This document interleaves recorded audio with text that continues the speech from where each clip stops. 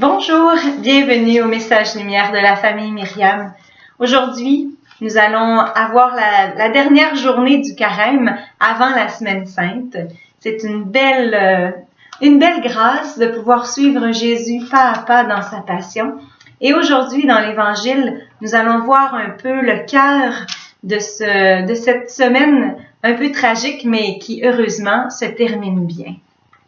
Alors, ce sont les grands prêtres, le Conseil suprême qui se réunit pour se demander quoi faire avec Jésus, car il accomplit un grand nombre de signes. Et ils ont peur que si Jésus continue, tout le monde va croire en lui et les Romains viendront détruire le lieu saint et la nation. Alors, il semble que Jésus soit bien dangereux. Et puis, c'est là que Caïphe intervient. Vous n'y comprenez rien. Il vaut mieux qu'un seul homme meure pour le peuple et que la nation tout entière ne périsse pas. Si on regarde cet évangile d'un point de vue humain, moi, je trouve que c'est vraiment terrible, que quelqu'un décide de la perte de notre vie. Et Jésus, il sait, c'est pour ça qu'il circule plus librement autour de Jérusalem. Il se retire à l'écart avec ses apôtres. C'est vraiment terrible. Le catéchisme de l'Église catholique nous dit qu'on ne peut pas faire le mal pour qu'un bien en ressorte. Alors, on peut pas tuer une personne pour que ça fasse du bien.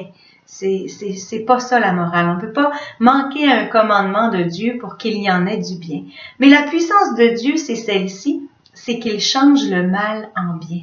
C'est vraiment parce qu'il est Dieu, parce qu'il est tout-puissant, qu'il laisse permettre ce mal. Et c'est librement que Jésus va donner sa vie. Il a une souveraineté absolue. On le voit dans l'évangile de Saint Jean, lorsque les gardes viennent l'arrêter, il dit « Qui cherchez-vous » Ils répondent « Jésus de Nazareth ». Il dit « C'est moi ». Il recule et tombe à terre. Il n'a dit que « C'est moi », mais avec quelle puissance, quelle souveraineté, Jésus dit ces mots tellement qu'il recule. C'est seulement quand il aura dit « C'est moi », ceux-ci laissez-les aller, qu'il se laisse prendre. Mais auparavant, librement, il a déjà donné son corps et son sang dans l'Eucharistie. Souveraineté absolue de Jésus. Ma vie, nul ne la prend, mais c'est moi qui la donne. Je pense que c'est bien important de se souvenir de cela. C'est ainsi que Jésus est le lien entre le ciel et la terre, entre Dieu et les hommes, et entre les hommes entre eux. Il est venu rassembler dans l'unité les enfants de Dieu dispersés. La mort de Jésus, il faut la voir dans le grand contexte du salut, et la première lecture nous donne de grandes lignes de ce projet de Dieu de rassembler dans l'unité les enfants de Dieu dispersés.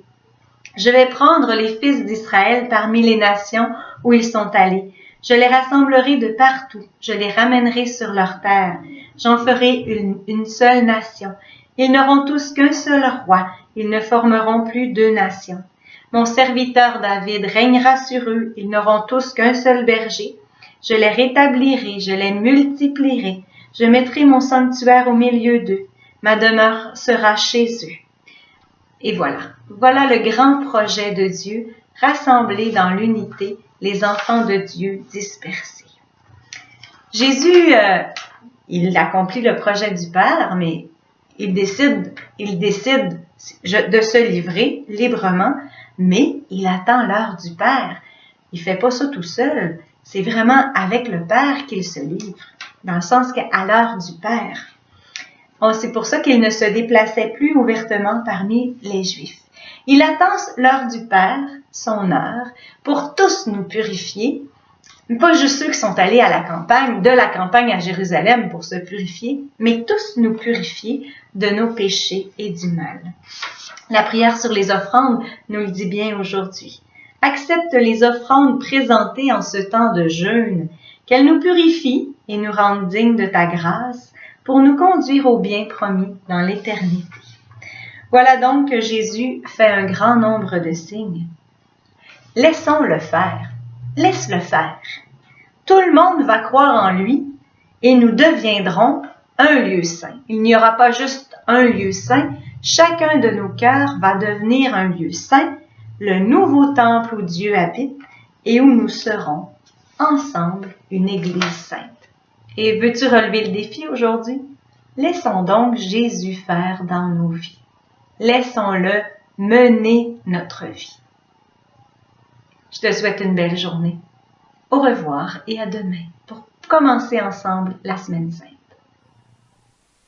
Jésus,